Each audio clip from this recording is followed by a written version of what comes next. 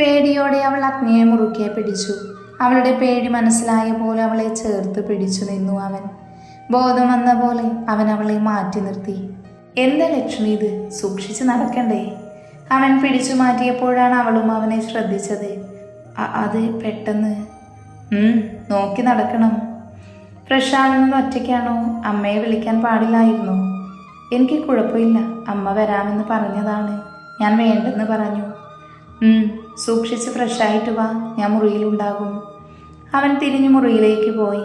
അവൾ ഫ്രഷാകാനും. ഡോറടിച്ച് സൗണ്ട് കേട്ട് അവൻ തിരിഞ്ഞു നോക്കി. ദേവിയമ്മ മുറിയിലിരിക്കുവാണ്. ദേവി. പെട്ടെന്നുള്ള വിളിയിൽ അമ്മ ഞെട്ടിപ്പോയിരുന്നു. എന്തോ ആലോചനയിലാണല്ലോ. അഗ്നി മുറിയിൽ പോയില്ല എങ്കിൽ ഇപ്പം നമുക്ക് ലച്ചുമോളെ ജീവനോടെ കിട്ടില്ലായിരുന്നു. ഇനിയും അത് ആലോചിച്ചിട്ട് എന്തിനാ? അവരെ കൊണ്ട് പോയില്ലേ, ഇനി പേടിക്കണ്ടല്ലോ. ഇല്ല, എന്നാലും അവൾ പുറത്തിറങ്ങിയാൽ അതൊക്കെ അഗ്നി നോക്കിക്കോളും, താനിങ്ങനെ ടെൻഷനാകല്ലേ. ലച്ചുമോളെ ഇനി പുറത്തേക്ക് വിടാൻ തന്നെ പേടിയാകുന്നു. അതുകൊണ്ടാ റെസ്റ്റ് കഴിഞ്ഞ് ക്ലാസ്സിൽ പോകാനുള്ളതാ അവൾക്ക്.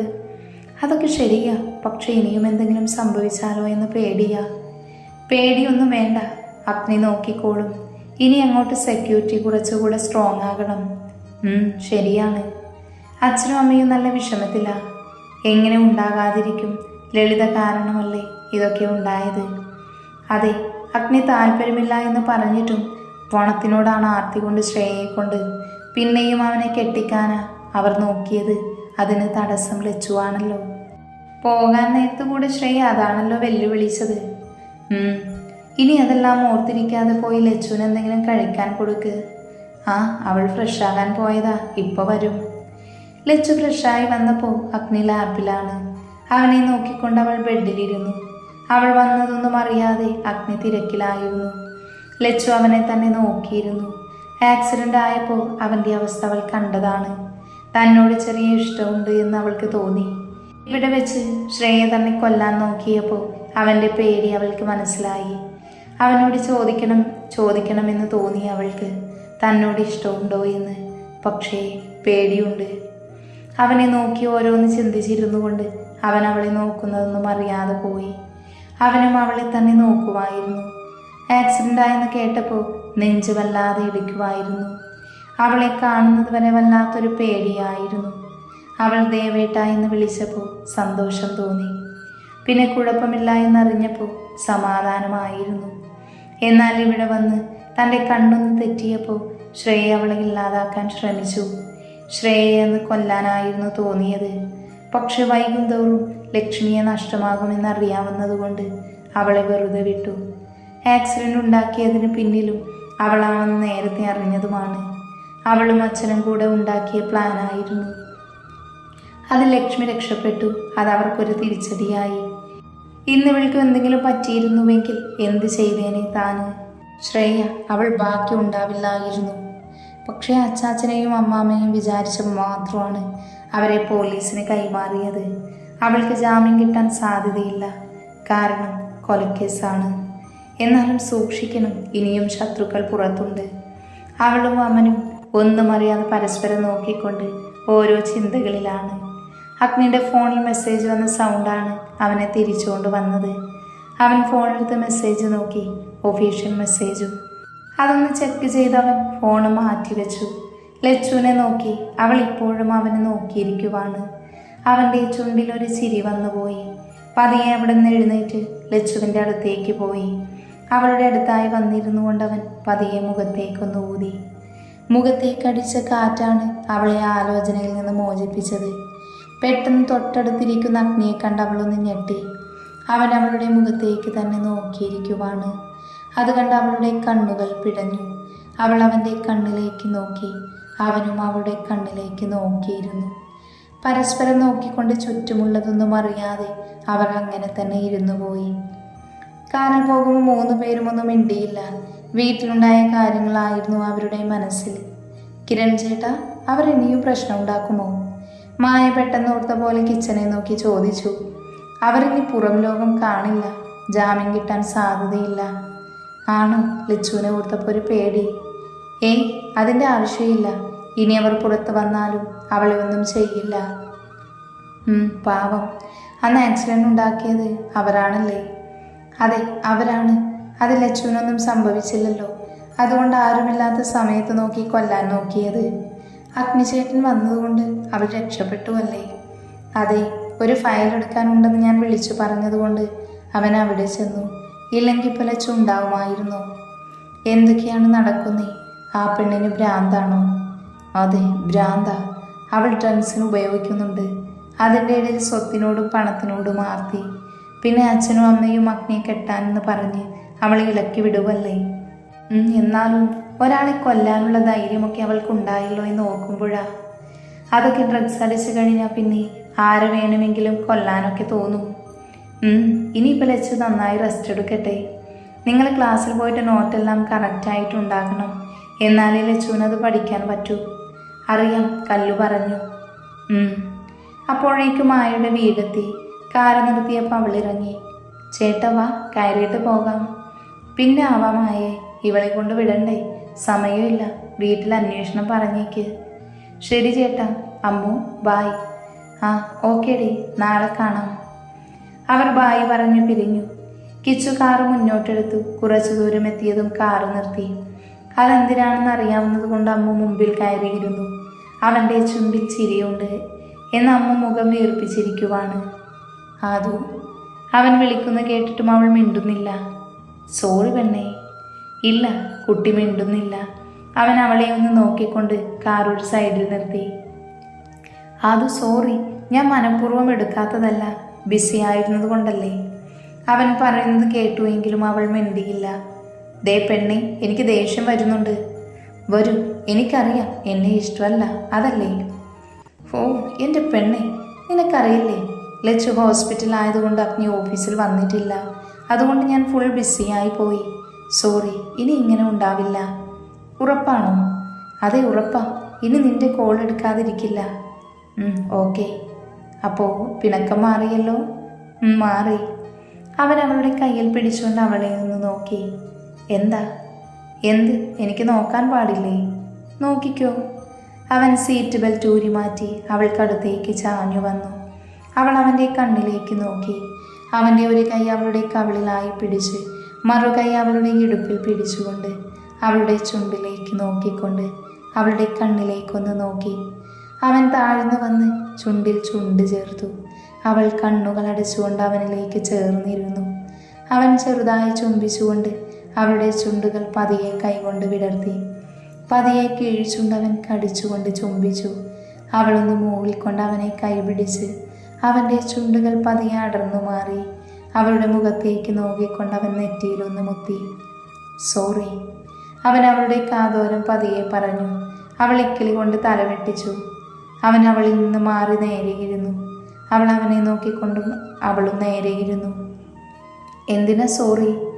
അത് എനിക്ക് പെട്ടെന്ന് കൺട്രോൾ ചെയ്യാൻ പറ്റിയില്ല, അതാ കിസ് ചെയ്തേ. അതിന് ഫസ്റ്റ് കിസ് അല്ലല്ലോ നമ്മുടെ. അതല്ല, പക്ഷെ ഇപ്പോൾ പെട്ടെന്ന് കിസ് ചെയ്തു പോയി, അതുകൊണ്ടാ സോറി പറഞ്ഞത്. ഓ, വരവ് വെച്ചിരിക്കുന്നു. ക്ലാസ് കഴിഞ്ഞ് ഇൻറ്റേൺഷിപ്പില്ലേ, എവിടെയാണ് ചെയ്യാൻ തീരുമാനിച്ചിരിക്കുന്നേ? അവൻ കാറ് സ്റ്റാർട്ട് ചെയ്തുകൊണ്ട് ചോദിച്ചു. ഒന്നും തീരുമാനിച്ചില്ല, ലച്ചു കൂടെ വന്നിട്ട് തീരുമാനമാകാമെന്ന് വിചാരിച്ചിരിക്കുക. വർമ്മ ഗ്രൂപ്പിൽ വന്നൂടെ? അതാകുമ്പോൾ എനിക്ക് കാണാലോ. അതിന് കല്ലു സമ്മതിക്കണ്ടേ? അവൾക്കെന്താ? അവൾ പറയണേ അവിടെ അഗ്നിയേട്ടനുണ്ട്, അതുകൊണ്ട് പോകണ്ട എന്ന്. അവൻ അവൾ അവിടെ തന്നെ കൊണ്ടുവരും. അതുമാത്രമല്ലയോ, എൻ്റെ ഏട്ടൻ അവിടെ ഉണ്ട്, അതുകൊണ്ട് വന്നാലും കാണാനൊന്നും പറ്റില്ല. ഓ പിന്നെ, നിന്റെ ഏട്ടന് ഞാൻ പേടിക്കാൻ പോവല്ലേ? ഏട്ടനെ പേടിക്കണ്ട, പെങ്ങളെ പ്രണയിക്കുന്നതറിഞ്ഞ പ്രശ്നമാകില്ലേ? അതൊന്നും ആവില്ല, ഞാൻ അവനോട് സംസാരിച്ചോളാം. സത്യം എന്ന് നേരത്തെ പറയൂ. അതെന്തിനാ? അല്ല, ലച്ചു ഇപ്പോൾ അവിടെ ഉണ്ടല്ലോ, അപ്പം ഞാനും കൂടെ അങ്ങോട്ട് വരാലോ. അയ്യടാ, മോൾ ആദ്യം നന്നായി പഠിച്ച് പാസ്സാക്, എന്നിട്ട് കല്യാണം. ഓ, അല്ലെങ്കിലും ഞാനിങ്ങനെ മൂത്തു നരച്ച് പോകത്തേ ഉള്ളൂ. അവളുടെ സംസാരം കേട്ട് അവൻ ചിരിച്ചുകൊണ്ട് ഡ്രൈവ് ചെയ്തു. രണ്ടുപേരുടെയും ചുണ്ടിൽ ചെറുപുഞ്ചിരി ഉണ്ടായിരുന്നു. ഇല കുഴയുന്ന പോലെ ദിവസങ്ങൾ കടന്നുപോയി. ലച്ചു ഫുൾ റെസ്റ്റാണ്. കല്ലു ക്ലാസ് കഴിഞ്ഞ് വന്നാൽ പിന്നെ ലച്ചുവിൻ്റെ കൂടെയും. ഡെയിലി ഉള്ള നോട്ട്സ് എല്ലാം ലച്ചുവിന് എഴുതി കൊടുക്കണം. അത് അഗ്നിയുടെ ഓർഡർ ആയിരുന്നു. പകൽ സമയങ്ങളെല്ലാം ലച്ചുവിൻ്റെ കൂടെ അമ്മമാരുണ്ടാകും.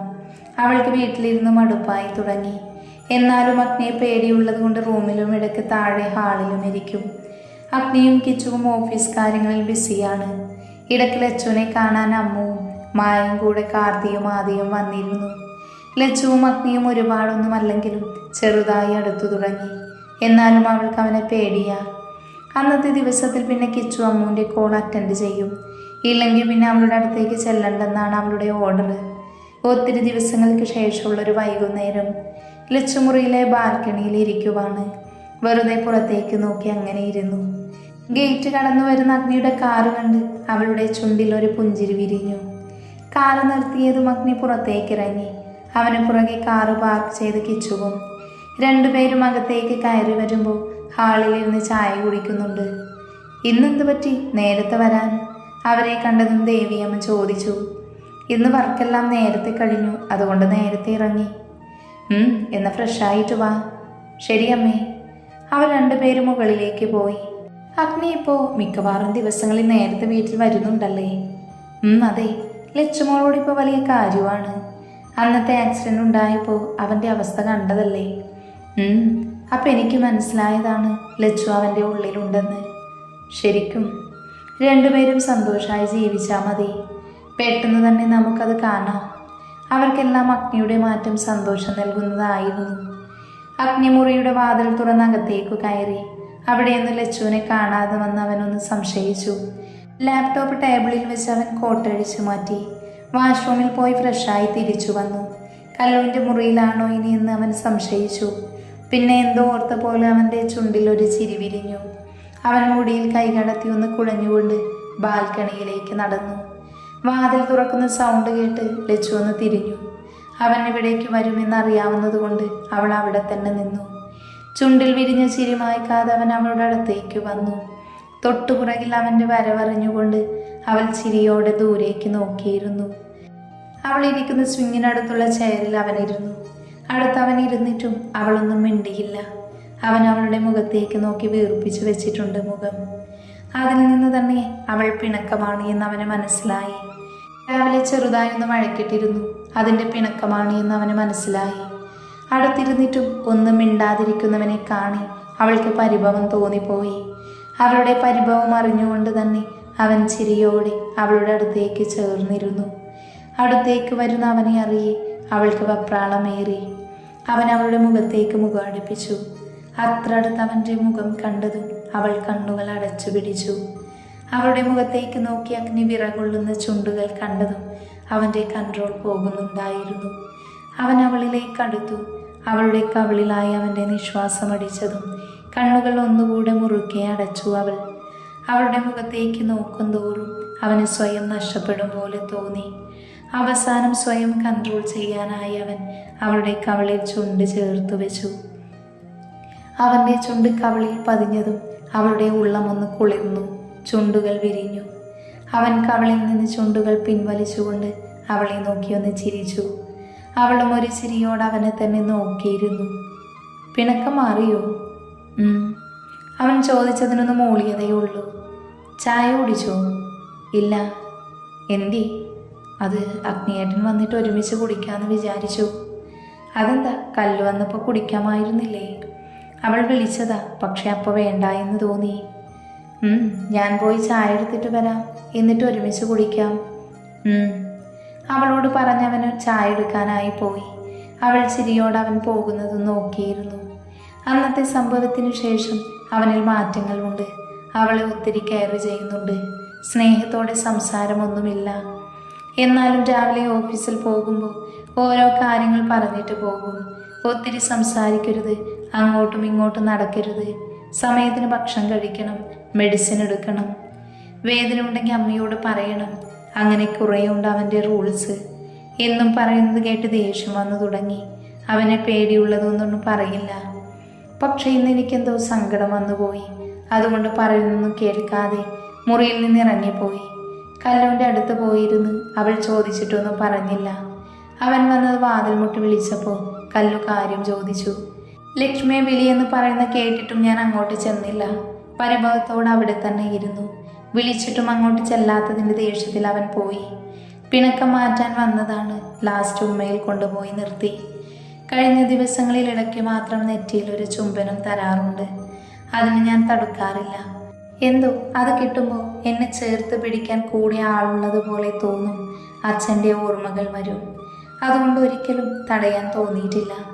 ആദ്യമായിട്ടാണ് കവളിൽ ഉമ്മ തരുന്നത്. എല്ലാം ഓർത്ത് അവളുടെ മുഖം ചുവന്നു. ചുണ്ടിൽ ചിരി വിരിഞ്ഞു. അവൻ വന്നതറിഞ്ഞ് അവൾ മുഖം മാറ്റി. അടുത്തേക്കിരുന്നു കൊണ്ട് അവൻ കപ്പ് അവൾക്ക് നേരെ നീട്ടി. മുഖം കുനിച്ചിരിക്കുന്നവളെ കണ്ടവൻ എന്താ എന്ന പോലെ നോക്കി. എന്താ തല താഴ്ത്തിയിരിക്കുന്നേ? ഒന്നുമില്ല. പെട്ടെന്ന് തന്നെ അവൻ്റെ കയ്യിൽ നിന്ന് കപ്പ് വാങ്ങിച്ചു. അവളുടെ മുഖത്തും ചുവപ്പിൽ നിന്ന് അവന് കാര്യം മനസ്സിലായി. അവൻ്റെ ചുണ്ടുകൾ ഒന്ന് വിരിഞ്ഞു. കയ്യിലുള്ള കപ്പ് ചുണ്ടിലേക്ക് അടുപ്പിച്ചുകൊണ്ട് കണ്ണുയർത്തി അവളെ നോക്കി. ഒന്നും മിണ്ടാതെ ദൂരേക്ക് നോക്കി ചായ കുടിക്കുകയായിരുന്നു അവൾ.